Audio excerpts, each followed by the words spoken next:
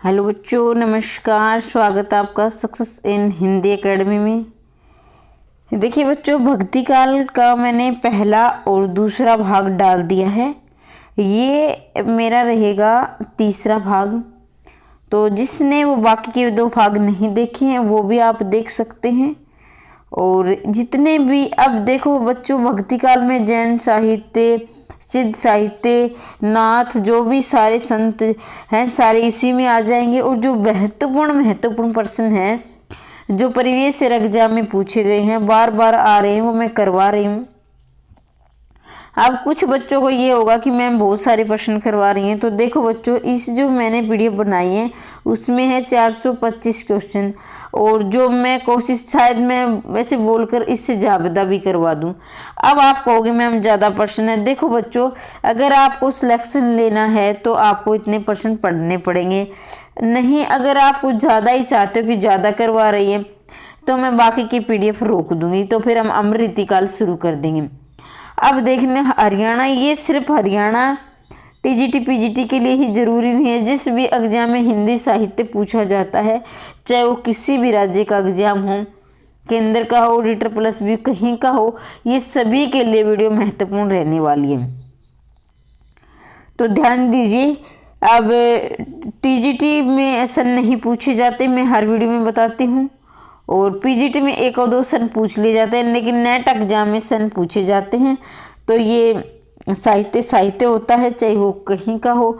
और जो हिंदी साहित्य से यानी हिंदी सब्जेक्ट से जो टीचर बनना चाहते हैं सभी के लिए वीडियो महत्वपूर्ण रहने वाली है। तो दो भाग मैंने भक्ति काल के डाल दिए हैं। अगर आप चैनल पर नए आए हैं तो चैनल को सब्सक्राइब कर लेना, वीडियो को लाइक कर देना, शेयर कर देना। तो वो वीडियो भी आप जाकर देख सकते हैं। अब मैं 50 क्वेश्चन की मैंने सीरीज चला रखी थी। अब आपका बेटा एग्जाम नज़दीक आ गया है तो मैं चाहती हूँ कि 70 से ज़्यादा क्वेश्चन मैं करवा दूँ, ताकि हमारा सिलेबस पर पकड़ हो जाए, यानी हम पाठ्यक्रम पर उचित समय पर काबू पा लें। तो देखिए, कबीर की पत्नी का नाम क्या था? तो कबीर की पत्नी का नाम था लोई।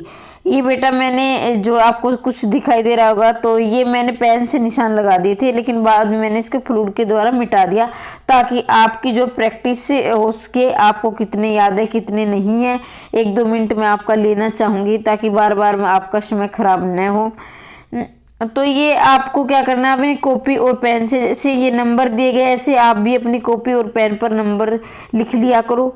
और फिर कौन से प्रश्न आपके गलत होते हैं, कौन से सही होते हैं, आपका खुद का मूल्यांकन किया करो। और ऐसे आप प्रैक्टिस रोज करोगे तो धीरे धीरे आपके कम गलत होते चले जाएंगे। और एक दिन ऐसा आएगा कि आप अच्छे खासे नंबर जो सिलेक्शन लेने के लिए होते हैं उतने आप ले सको। तो ये मैं ज़्यादा से ज़्यादा क्वेश्चन करवाने। देखिए बेटा, अब 9-10 मिनट की अगर मैं वीडियो बनाऊँ, 10-15 मिनट की, तो उससे आपका जो है समय पर आपका सिलेबस नहीं हो पाएगा। इसलिए मैं चाहती हूँ कि 1-1 घंटे की आपकी मैराथन लेकर आऊँ, ताकि आपका उचित समय पर आप पाठ्यक्रम पर हम काबू पा सकें और आपके रिवीजन के लिए समय बच सके। और आप क्या चाहते हैं कि मैं मैराथन लेकर आऊं या नहीं, कमेंट बॉक्स में अवश्य लिखना। आपकी राय के अनुसार ही आप कितनी मेहनत कर सकते हो, आपके अनुसार ही मैं चलूंगी। क्योंकि मैं तो 2 घंटे की क्लास भी ले सकती हूं, लेकिन आप उसे नहीं करना चाहते तो फिर मेरे करवाने का कोई फ़ायदा नहीं है। और जिस टॉपिक पर या जिस आपको डाउट है तो वो भी आप कमेंट बॉक्स में लिखें। किसी प्रकार के डाउट हो आप कमेंट बॉक्स में छोड़ दिया करो, और जब भी मुझे समय मिलेगा मैं आपके डाउट क्लियर करने की कोशिश करूँगी। तो चलो अब जल्दी चलते हैं, जल्दी शुरुआत करते हैं। और अभी आपका जो है नज़दीक आ गया है आपका पेपर का जो समय। अभी हम ज़्यादा समय खराब नहीं करेंगे और जल्दी अपने पाठ्यक्रम पर काबू पाएंगे। कबीर परिचय क्या है बेटा? ये रचयिता कौन है? अनंत दास। कबीर परिचय के रचयिता कौन है? अनंत दास है। उल्टबासी का अर्थ है विशिष्ट प्रतीकात्मक भाषा। उल्टबासी का अर्थ है विशिष्ट प्रतीकात्मक का होता है किसी प्रतीक को माध्यम मानकर, यानी किसी की जैसे उपमेय और उपमान में होता है ना, ऐसे ही किसी प्रतीक को माध्यम मान लिया जाता है और फिर उसकी व्याख्या की जाती है। कबीर की उल्टभाषियों का मुख्य उद्देश्य क्या था? भाई कबीर ने उल्टभाषियों के द्वारा अपने विचार व्यक्त किए, लोगों को जागरूक किया, जाति प्रथा और जो है आडंबरों के विरुद्ध उन्होंने खड़े हुए। तो उनका उद्देश्य क्या था? काव्य का मर्म समझने के लिए जिज्ञासा पैदा करना, काव्य का मर्म समझने के लिए नहीं, लोगों में जागरूकता होगी। उल्ट भाषा मतलब कहना शब्द कुछ और हो लेकिन उसके पीछे उद्देश्य कुछ और छुपा हो, तो लोगों को जागरूकता रहेगी भी इनको है जो कहने का क्या अभिप्राय है। तो इसका मतलब समझ गए होंगे। कबीर की का महाकाव्य, कबीर को बिना महाकाव्य लिखे महाकवि माना गया। देखिए बच्चों, कबीर ने आपने पढ़ा होगा कोई भी महाकाव्य नहीं लिखा, यानी सभी ने, जैसे एक साकेत है, जयशंकर प्रसाद का कामयानी है, तो ऐसे बहुत रामचरित, तुलसीदास का रामचरितमानस, बड़े बड़े महाकाव्य लिखे गए, सभी ने लिखे। लेकिन कबीर ने कोई महाकवि नहीं लिखा, लेकिन फिर भी इसको महाकवि कहा गया। तो आपके मन में सवाल होगा कि तो महाकवि क्यों कहा गया और किसने, लेकिन महाकवि माना है, मतलब इसमें तो दिया गया है कि महाकवि माना है, किसने माना है, लेकिन उसे महाकवि उसने कहा है तो किसी एक ने तो कह दिया, लेकिन उसके साथ और भी लोग मानते होंगे। जैसे हमने अभी पढ़ा तो हमें मानेंगे हाँ भाई उन्होंने वाकई में ये बात सही कह रहे, तो हम भी उसके समर्थक बन जाएंगे। तो इसने डॉक्टर राम स्वरूप चतुर्वेदी ने कहा है कि कबीर ने कोई महाकाव्य नहीं लिखा, लेकिन फिर भी वो महाकवि थे। देखिए आपने इसकी रचना एकमात्र रचना थी इसकी बीजक, जो कि ये भी पूछ ली जाती कितने भागों में थी, तो ये 3 भागों में थी, साकी, शबद और रेमनी। दादू पंथ किस नाम से प्रसिद्ध था? वे दादू का जो पंथ था, सबने अपने अपने पंथ बना रखी थी, तो ये किस नाम से प्रसिद्ध था? तो आप तो जिसने नहीं पढ़ा वो दादू संप्रदाय लिखेगा, करेगा, सही बात है। लेकिन इन्होंने जो है परम ब्रह्मा संप्रदाय, उनका जो दादू का जो पंथ था वो परम ब्रह्मा संप्रदाय से प्रसिद्ध था। धर्मदास का प्रसिद्ध ग्रंथ, धर्मदास का प्रसिद्ध ग्रंथ कौन सा है? सुख निदान। कौन सा धर्मदास का प्रसिद्ध ग्रंथ? सुख निदान। भक्ति काव्य का मूल उद्देश्य, भक्ति काव्य का मूल उद्देश्य क्या था भाई? भक्ति का, जिसमें भक्ति हो गई तो उसका मूल उद्देश्य भी जो है मूल कथ्य भक्ति होगा। तो भक्ति काव्य का मूल कथ्य क्या है? भक्ति है। बाकी है तो ये भी, क्योंकि हम अहंकार का त्याग करेंगे, गुरु को अच्छा मानेंगे, गुरु के बताए पंथ पर चलेंगे, आडंबरों का, तो ही हमारी भक्ति होगी। लेकिन इनमें सबसे बेटर यानी मूल कथ्य जो मूल उद्देश्य होता है वो है तो भक्ति है। संतों ने नारी की किस रूप में निंदा की? तो कामिनी। कामिनी का मतलब होता है बेटा, आप सभी जानते हैं लेकिन फिर भी मैं बता देती हूँ थोड़ा सा। जैसे उसकी बाहरी जो होती है, जैसे वेशभूषा होती है, उसका जो शारीरिक सौंदर्य जिसको हम जैसे नाक, जो नक्शिक वर्णन होता है, जिसे हिंदी में नक्शिक वर्णन बोलते हैं, तो उनका वर्णन इन्होंने निंदा की है कि नारी को आप अंदर से जानो, उसकी अंतरात्मा को पहचानो और उसकी भावनाओं से उनकी कदर करो, यानी उनका देवी का रूप मानो, ना कि उनकी जो भोग विलासिता के रूप में उनकी दृष्टि से उनको देखो। संतों ने इस रूप की निंदा की है। संत साधना का साहित्यिक रूप प्रारंभ हुआ, तो संत साधना का साहित्यिक रूप पंढरपुर से जो है प्रारंभ हुआ, लागू हुआ, जो आप समझे। दादू के साहित्य की सबसे प्रमुख विशेषता है, तो दादू के साहित्य की आडंबरों का विरोध, सरल और बोधगम्य भाषा और निर्भीक अखंड कटुक्ति की प्रचुरता और आत्म समर्पण। तो बेटा इसको आप भी अपने जो है, मैंने अपने कहा कि नंबर डाल के अपना आपका मूल्यांकन किया करो, तो आपके अनुसार भी आप जो इसको सरल बोधगम्य भाषा, यानी दादू दयाल की जो भाषा थी भेद, जो सरल बोधगम्य, यानी जो अनपढ़ लोग होते थे, यानी निरक्षर लोग होते थे, जो पढ़ना लिखना नहीं जानते थे, वो भी इनकी भाषा को समझ सकते थे। दादू ने किस संप्रदाय की स्थापना की? अभी हमने थोड़ी देर पहले पढ़ा, परम ब्रह्मा संप्रदाय की। और निर्गुण पंथियों में सर्वाधिक शिक्षक संत कौन थे? सुंदरदास थे। ये बेटा बार बार परीक्षा में आया है। जो निर्गुण पंथी थे उनमें सर्वाधिक जो शिक्षित संत थे सुंदरदास थे, और ये नाम के अनुसार ही बड़े सुंदर थे। और और दूसरा जो सुंदर दास थे, सबसे कम आयु में अगर जो दीक्षा ग्रहण की थी, जो संत बने से कम आयु में सब, तो वो भी सुंदर दास ही थे। ये बार बार पूछा जाता परीक्षा में। ज्ञान समुद्र विलास के रचयिता कौन है? तो ज्ञान समुद्र विलास के रचयिता रहेंगे बेटा कौन है? सुंदर दास। जो सुंदर विलास के रचयिता कौन रहेंगे? सुंदर दास। ज्ञान समुद्र, इनकी दो रचनाएं हैं, ज्ञान समुद्र और सुंदर विलास।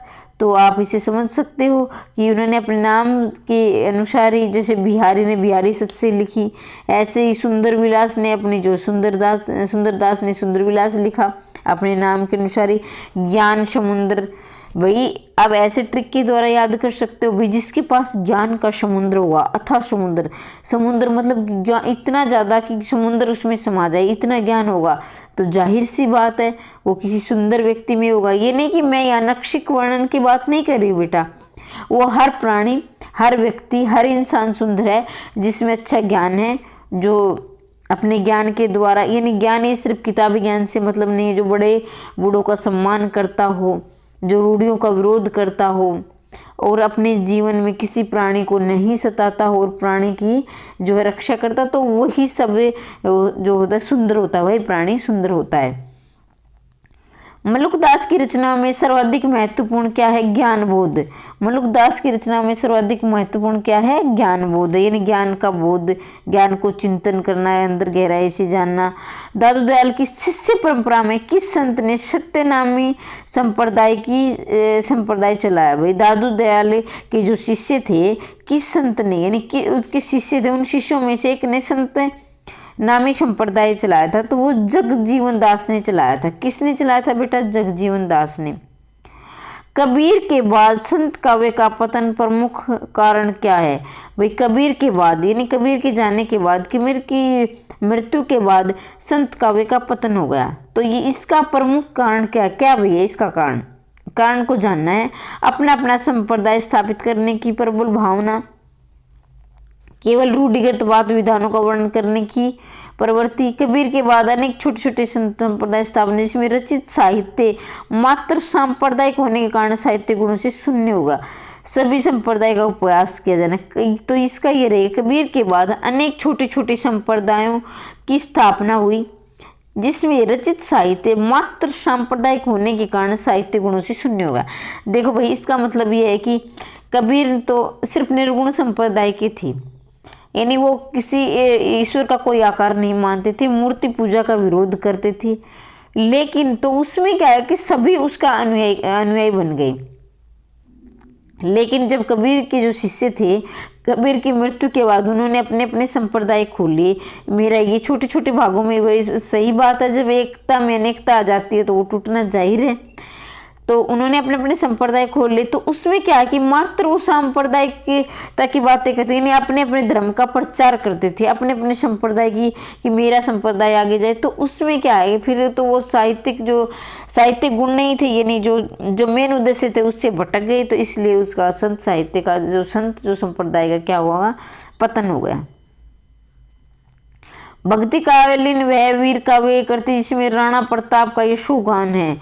बीच में देखना है, बाकी जो ये रचनाएं आपके सामने हैं, श्रीधर कृत, यानी श्रीधर द्वारा चित्रण, कृत का मतलब होता है रचना करना, यानी उनके द्वारा लिखी गई, उनके द्वारा रचना की गई। रणकुंभ कर्त रतनराशो, न्यामत खा जौन करत ख्याम माराशो, दूर साजे आड करत विरुद्ध छत्रदई। तो ये है बेटा इसका ऑप्शन नंबर डी, इसका सही आंसर हो जाएगा। आगे बढ़ते हैं।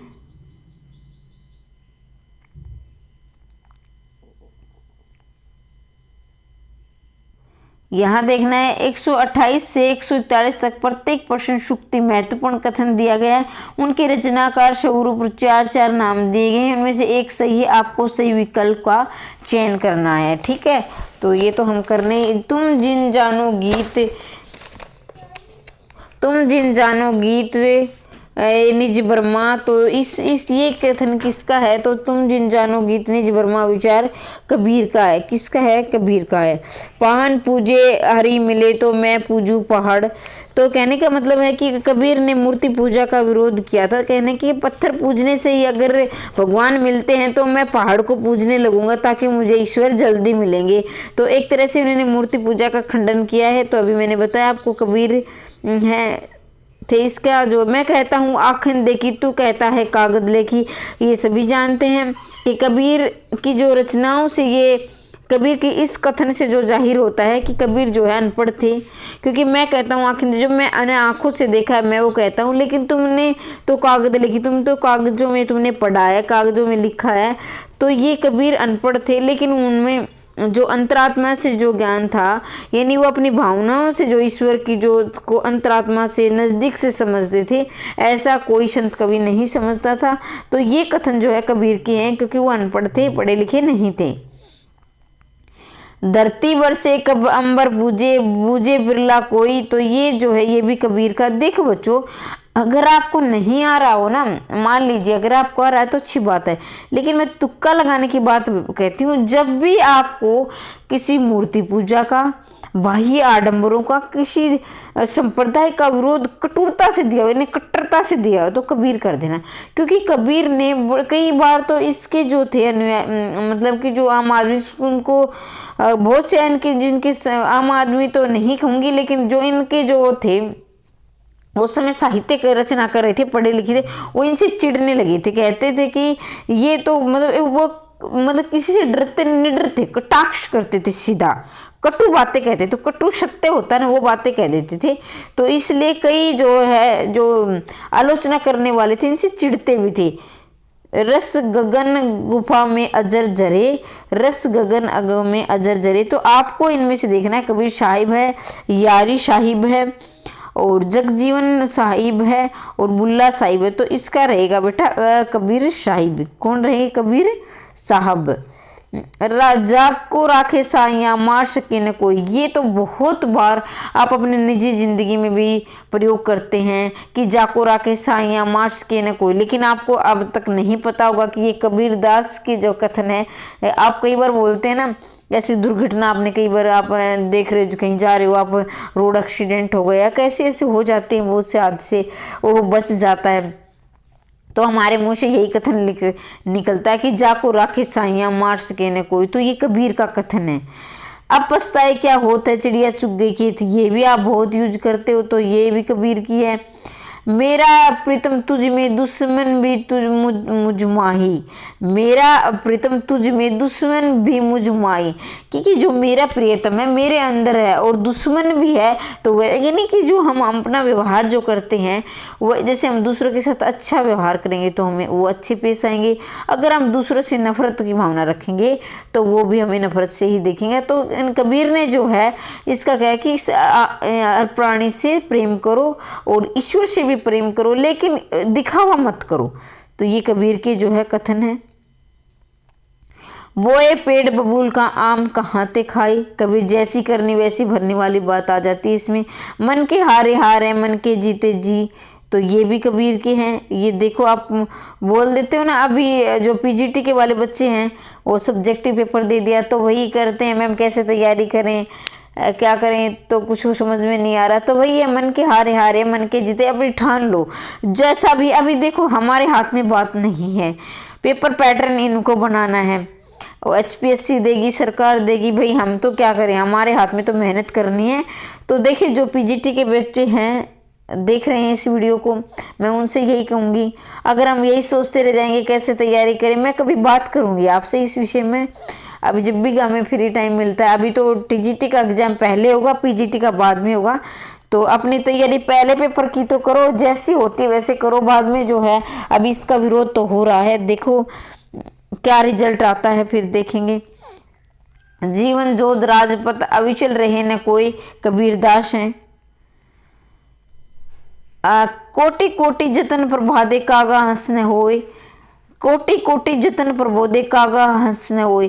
कहने का मतलब जो इंसान कागा हंस न होए, यानी कितनी भी कोटि कोटि जतन प्रबोधे, यानी कोटि जैसे कई धूर्त मैं ऐसा, कहने का मेरा प्राय आप समझिए, जैसे कई ऐसे होते हैं पाखंड, जैसे आपने कई देखे होंगे संत का चोला पहनकर रात को शराब पीते हैं और दिन में भीख मांगते, रात को पी के सो जाते। तो उन्हीं पर कबीर ने ऐसी इसी से कटाक्ष किया कि जैसे जो ध्रुत आदमी होता है और वो हंस नहीं, वो कभी हंस नहीं बन सकता। वो कभी हंस में क्या होता है कि मतलब वो दूध को दूध और पानी का पानी वाली बातें अलग से वो कर देता है।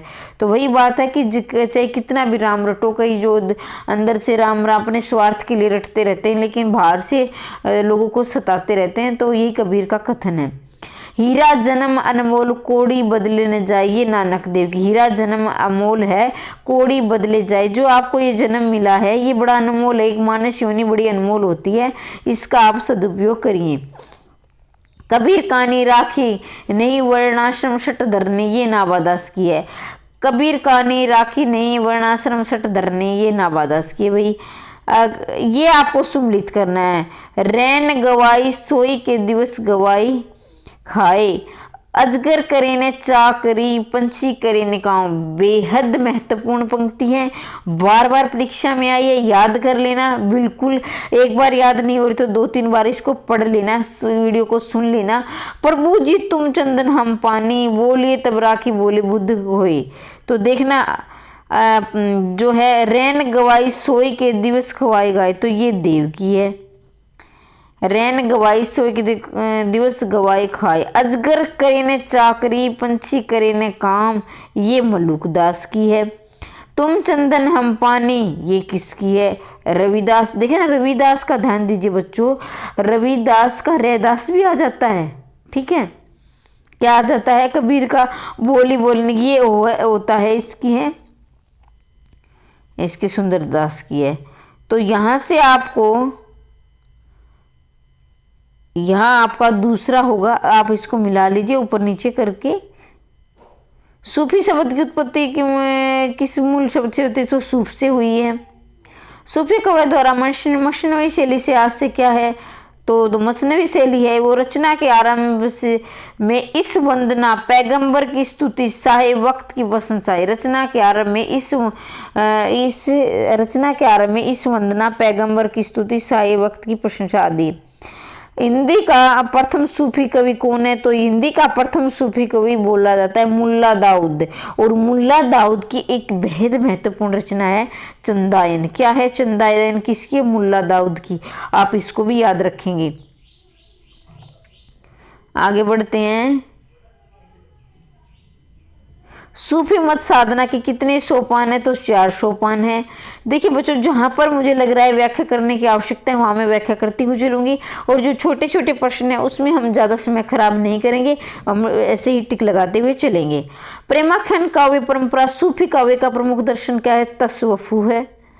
अष्टछाप के किस भक्ति प्रेमाख्यान परंपरा के काव्य ग्रंथ लिखे गए? नंददास ने। अष्टछाप के किस भक्ति कवि ने प्रेमाख्यान परंपरा का काव्य ग्रंथ में लिखा? यानी प्रेमाख्यान, जैसे आपने ज्ञानाश्रय शाखा के कुछ कवि थे, कुछ प्रेमाश्रय शाखा के थे, जायसी थे वो प्रेमाख्यान थे, और जो ज्ञानाश्रय शाखा के तो कबीर जो से कबीर और कबीर ज्ञानाश्रय शाखा के सबसे जो महत्वपूर्ण यानी शुरुआत करने वाले कवि माने जाते हैं। सूफी साधना में महिला संत क्या है? राबिया है। महिला संत सूफी साधना में राबिया, ये आप याद रखोगे। ये महिलाएं जैसे आंडाल है, ऐसे राबिया है, ये आ जाती हैं, इनको आप याद करोगे। सूफी साधना कितने संप्रदाय थे? 4 संप्रदाय थे सूफी साधना के। सूफी काव्य की भाषा क्या है? अवधी भाषा है सूफी काव्य की।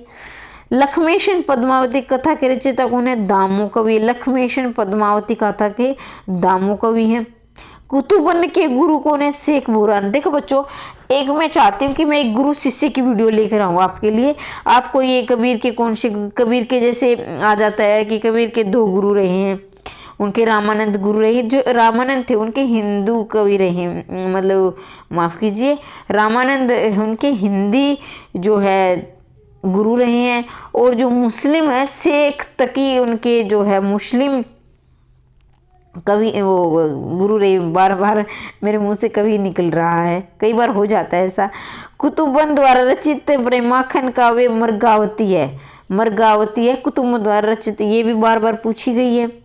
मधुमालती के रचनाकार कौन है, ये भी बहुत बार, मैं से मधुमालती, मैं से मंजन, आप इसको याद कर लेंगे। मधुमालती प्रेमाखन काव्य का नायक कौन है, तो मनोहर है, ये पात्र भी पूछ लिए जाते हैं मनोहर इनके। मधुमालती प्रेमाखन काव्य के नायक कौन है, मनोहर है। मुल्ला दाऊद कृत रचन की लोक कथा पर आधारित है, लोक किस लोक कथा पर, ये चिन्हनी, ये चिन्हनी आपको पढ़ना। मुल्ला दाऊद कृत चंदा ने किस लोक कथा पर आधारित है, चिन्हनी, तो ये इसको भी आप याद करेंगे।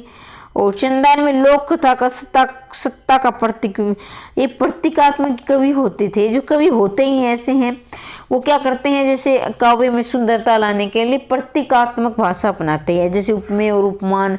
उपमेय जैसे जो जो श्रेष्ठ वस्तु होती है वो उपमान होती है, तो किसी श्रेष्ठ वस्तु की तुलना किसी छोटी वस्तु से की जाती है, तो वो होता है कि नहीं, उपमेय और उपमान जो आपने क्रमधारी समास में पढ़ा वही वाली बात होती है। चंदान में अलौकिक सत्ता का प्रतीक है चंदा। सूफी प्रबंध काव्यों में परम सत्ता के प्रतीक कौन सा भाव मिलता है, तो दाम्पत्य भाव मिलता है।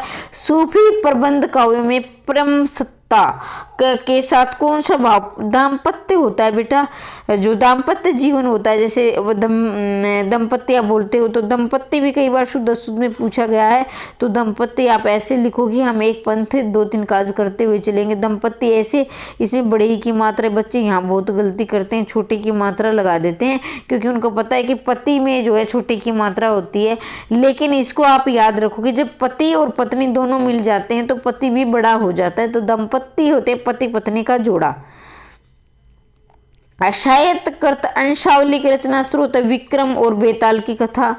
सूफी काव्यधार के कवि कौन है, तो ये है सूफी काव्य में प्रेम की उत्कट विरह प्रतीकात्मक है। तो अनलक मैं ही ब्रह्मा हूँ, किसने घोषित किया, भाई मैं ही ब्रह्मा हूँ, मैं ही श्रेष्ठ हूँ, तो ये अनलक का जो है मीनिंग है मैं ही ब्रह्मा हूँ, किसने कहा, मैशूर ने कहा है। जायसी से पूर्व प्रेमा कथन काव्य कृति के रचयिता कौन है, रंजन है। जायसी से पूर्व की प्रेमाख्यान काव्य कृति प्रेमावती के रचयिता कौन है, रंजन है। कौन है, रंजन है। ये बेटा थोड़े से मुश्किल आपको लग रहे होंगे प्रश्न, मैं मानती हूँ, लेकिन क्या है सिलेक्शन और हरियाणा का पेपर आप जानते हो, उनका कोई सिलेबस नहीं होता, लिखने को तो लिख देते हैं, कहीं से भी प्रश्न बना देते हैं, लेकिन आपको मेहनत करने, कठिन मेहनत करके अपना सिलेक्शन लेना, और अभी आपके लिए मौका है, जी जान लगा दो, ठीक है। और मैं भी आपके साथ जितना मेरे से हो सकेगा मैराथन क्लास ला कर आपकी तैयारी करवाऊंगी।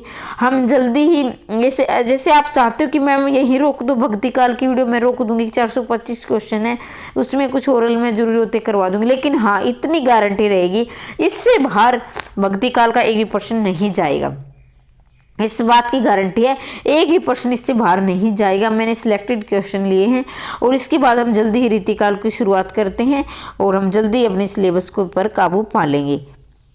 अखराउट काव्य कृति के रचयिता क्या है, जायसी हैं। अखराउट के जायसी हैं। देवनागरी वर्णमाला में एक एक अक्षर को लेकर सिद्धांत भरी तथ्यों युक्त चौपाई है अखराउट में। देवनागरी वर्णमाला आप सभी जानते हैं हिंदी की लिपि कौन सी है, देवनागरी है। एक एक अक्षर को लेकर सिद्धांत भरी तत्वों से युक्त चौपाइयां अखराउट में दी गई है। जैसे कि किस कृति में कयामत का वर्णन है, बेहद महत्वपूर्ण प्रश्न है। आखिरी कलाम में बहुत बार गत वर्षों में जितनी भी परीक्षाएं हुई हैं, मैंने बहुत बार इस प्रश्न को मैंने खुद अपनी आंखों से देखा है, तो कयामत का वर्णन आखिरी कलाम में है। अब आगे बढ़ते हैं। प्रेम की पीर का कवि कौन है, घनानंद, ये भी बार बार पूछा गया है, तो यहाँ जायसे दिए गए हैं, लेकिन इसका जो है आंसर में घनानंद आएगा, मैंने इसको लिख लिया है आपके लिए, घनानंद आएगा बेटा इसका, जो प्रेम की पीर का कवि। लेकिन अगर ये नहीं दिया है, क्योंकि प्रेम की पीर का कवि वैसे तो घनानंद है, लेकिन अगर ऑप्शन में घनानंद नहीं है तो दूसरे नंबर पर आप जायसी लगाओगे। पहले नंबर पे कौन आएगा बेटा, ध्यान दीजिए इस प्रश्न को, कहीं आप आ जाए घनानंद और आप जायसी लगा दो तो कह दो कि मैडम ने गलत पढ़ा दिया और हमारा एक प्रश्न गलत करवा दिया। तो इसलिए मैं बोलती हूँ, कई बार मैं बोलती हूँ अपनी जो है वीडियो में, बेटा ध्यान दीजिए। तो उस समय आपको मतलब कुछ विशेष बातें होती हैं तो उसको ध्यान से सुनना। अगर जायसी और घनानंद दोनों ऑप्शन में है, अगर मान लीजिए यहाँ घनानंद भी होता और जायसी भी होता, तो फर्स्ट नंबर पर आप घनानंद करोगी।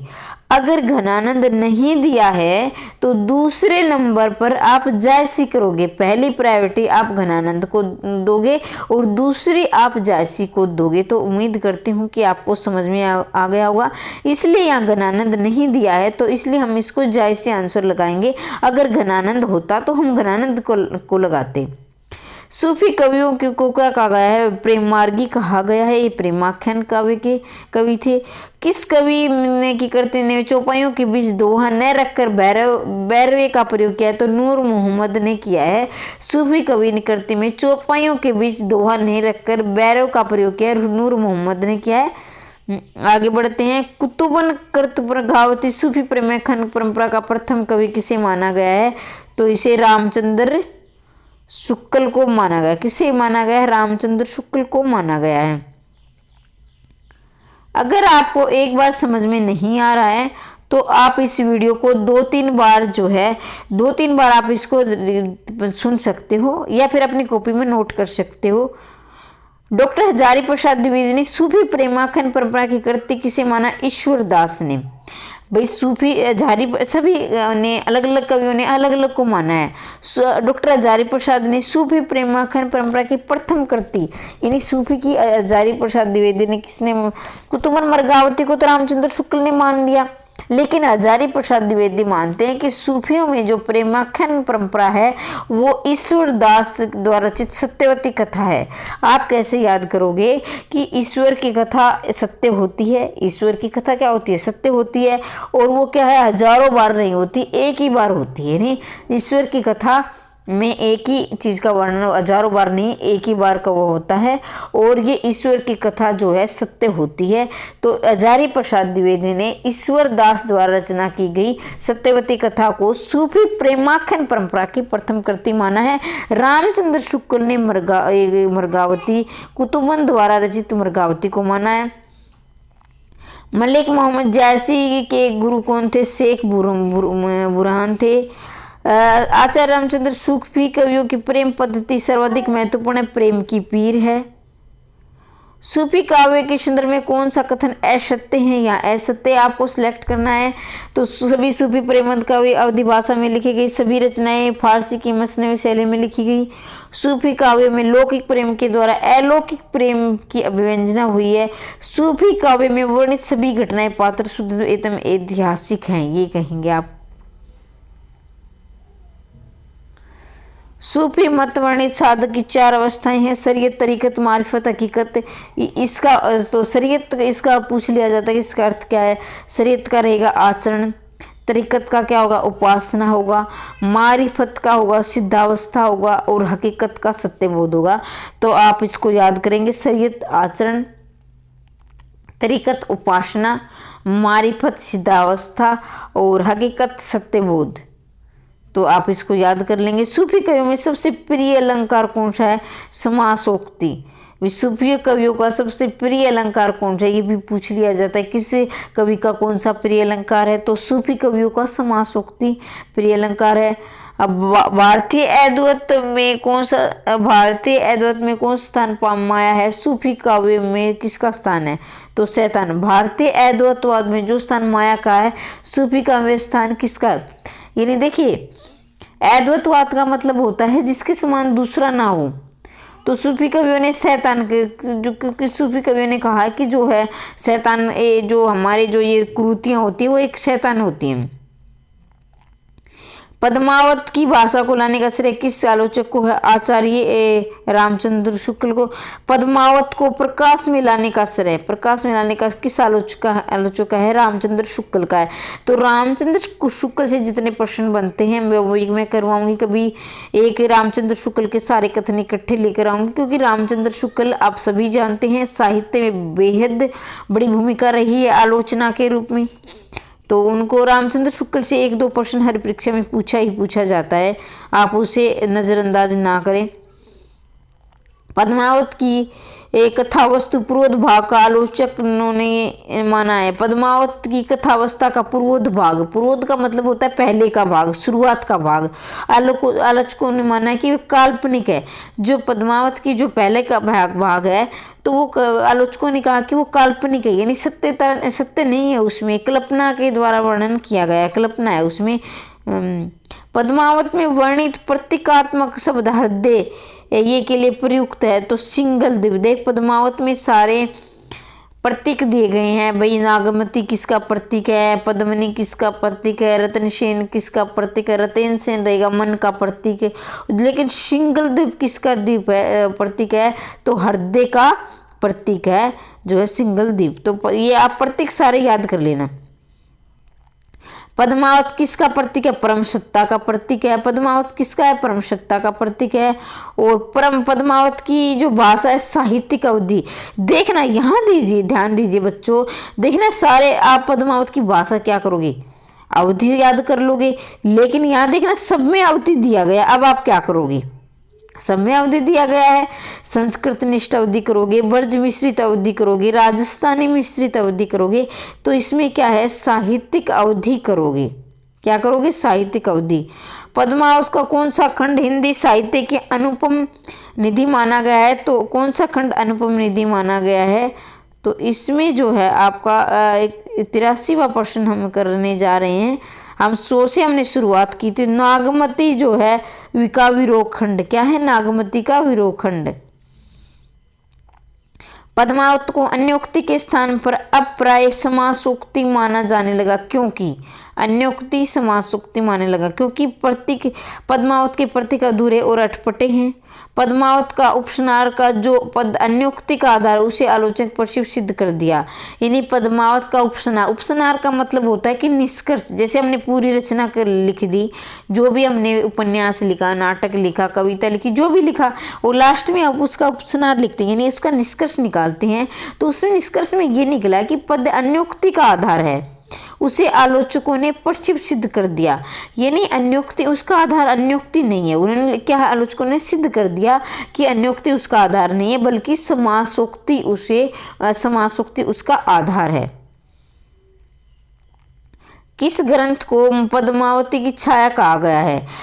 किस ग्रंथ को पद्मावत की छाया कहा गया है? जो चित्रावली को पद्मावत की छाया कहा गया है, मतलब कहने का मतलब है कि जो पद्मावत की एक तरह से चित्रावली में नकल की गई है। कहने का ये मतलब पद्मावत की छाया मतलब उसकी नकल ही है। उसका जो है वो चित्रावली, कवि ने पद्मावत से प्रभावित होकर चित्रावली उससे मिलती जुलती रचना की है।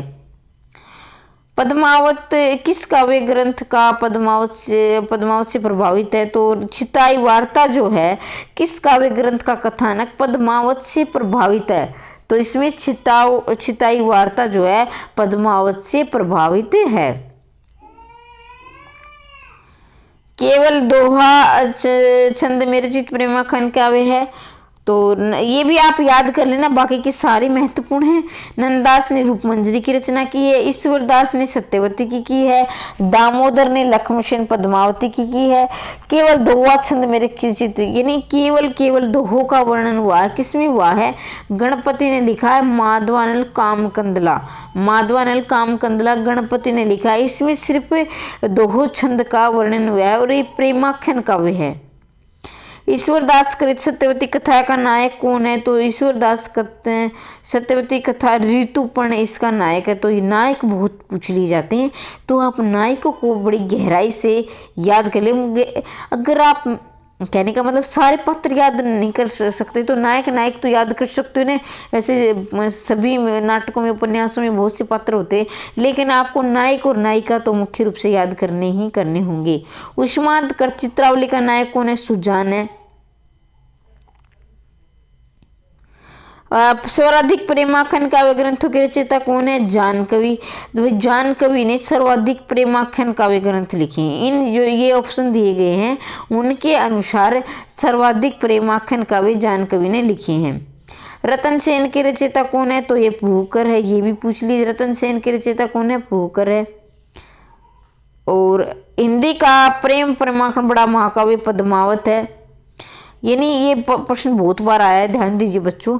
हिंदी का प्रथम प्रमाणिक बड़ा महाकाव्य ये क्या है कि वैसे तो बड़े बड़े और भी महाकाव्य हैं, लेकिन प्रामाणिक बड़ा महाकाव्य, प्रमाणिक यानी पहली बार जिसने प्रमाणिक सिद्ध कर दिया भाई ये बिल्कुल ठीक है, तो पद्मावत है। पैसे प्रमाणिक, पैसे पद्मावत भी आप इसको याद करेंगे। प्रेमाख्यान काव्य के संबंध में कौन सा कथन है सत्य गलत चुनना है? तो सूफी प्रेम कथाएं फारसी की मसनवी शैली में लिखी गई, बिल्कुल ठीक बात है। सूफी प्रेम कथाएं प्राय प्रमादात्मक है, ये भी ठीक है। अधिकांश काव्य रहस्यवादी थे। सूफी प्रेम कथाओं का मूल रस वीर है, तो ये सही है। ये मतलब गलत है। प्रेमाख्यान नहीं भी उनका रस वीर नहीं बल्कि क्या था? श्रृंगार था। क्या था? श्रृंगार था। जो वीर गाथात्मक जो रचनाएं की गई है वो आदिकाल में, वो जो वीर आदिकाल में की गई, इसलिए उन्होंने रामचंद्र शुक्ल ने इसे वीर गाथा काल भी कहा है। तो इसमें आपको कथन सिलेक्ट करने, कथन दूसरे कारण आर का सही है। सूफी एक मंत एक ईश्वरवादी था, उसका ईश्वर प्रेम में इसलिए जगत के कण कण में प्रेम करता है, तो ये ऑप्शन नंबर इसका ए सही हो जाएगा। ए और आर दोनों सही है। ए की व्याख्या आर है, यानी एक मत ईश्वरवादी, यानी सूफी एक ईश्वर को मानते थे, भाई ईश्वर एक है, उसका ईश्वर प्रेम में इसलिए जगत के कण कण से प्रेम कर। उनका मतलब है, सूफी कवियों का मतलब है कि ईश्वर जो है प्रेम को मानता है। अगर आप कण कण से प्रेम कर रहे तो ईश्वर अपने आप को जरूर दिखाई देगा, ईश्वर आपको जरूर मिलेगा अगर आप कण कण से प्रेम करोगे तो। मानुष प्रेम बहुई बखुंटी किस की पंक्ति है? तो ये जायसी की है। मानुष प्रेम बहुई बखुंटी ये किसकी है? जायसी की है। सन 9 से 27 आहा कथा आरंभैन कवि, तो ये पद्मावत। संत 9 से 27 आहा, सन 9 से 27 कथा आरंभैन कवि कहा, तो ये पद्मावत है। तुर्की अरब हिंदवी भाषा जेती आई जामे मारक प्रेम सब सराही ताई। तुर्की अरबी हिंदवी भाषा जेती आई जामे मार्ग प्रेम में सब सही सराई। जायसी, भाई जायसी ने प्रेम को बहुत महत्व दिया है। प्रेमाख्यान काव्य के बड़े ही महत्वपूर्ण कवि रहे हैं। एक तरह से ये जैसे कबीरदास ज्ञानाश्री शाखा के थे, तो उसी तरह ये प्रेमाशय शाखा के जायसी थे। तो इन्होंने कहा कि प्रेम के मार्ग पर चलो, ईश्वर आपको सर्वत्र मिल जाएगा। विक्रम दशा प्रेम का 12 सपनावत कहे भय अवतारा। विक्रम दशा प्रेम का 12 सपनावती कहे भय अवतारा, तो ये मंजन की है। तो यहाँ हमारे 100 क्वेश्चन मैंने करवा दिए, कुछ मैंने ओरल रूप से भी करवाए हैं बोलकर, और 100 से ज़्यादा क्वेश्चन हमारे हो गए हैं। हिंदू मग भाई पायो ने राखे का जो बिंदु हिंदी बाकी है, तो ये नूर मोहम्मद की है। हिंदू मग पर पान राखे का जो बहुत हिंदी बाकी है, और ये हमारा 200 क्वेश्चन रुक्मणी पनी वैसी मरी गई कुलवंती संतो सती भई कुतुबन की है। तो देखो बच्चों, मैंने कहा था कि 425 क्वेश्चन है हमारे भक्ति काल के। अगर आप कहते हो नहीं मैम हमसे 100-200 ही करवा दी, यहीं वीडियो छोड़ दीजिए, आगे आप रीतिकाल को आरंभ कर दीजिए, तो मैं वो कर दूंगी। लेकिन जहाँ तक मुझे लग रहा है कि फिर हमारा जो है, हम ये इतने प्रश्न कर लेते हैं, तो मेरा ये मानना है कि आप कोई भी प्रश्न गलत नहीं करके आओगे। अगर आपको ऐसे याद नहीं हो रहा है तो बेटा आप ऐसा करना कि इस वीडियो को 2-3 बार सुन लेना। सिर्फ आप ऐसा नहीं कि आप इसको सिर्फ अपने काम करते करते भी आप वीडियो को सुन रहे हो, तो भी अच्छी खासी क्वेश्चन आपको याद हो जाएंगे, तकरीबन सारे याद हो जाएंगे।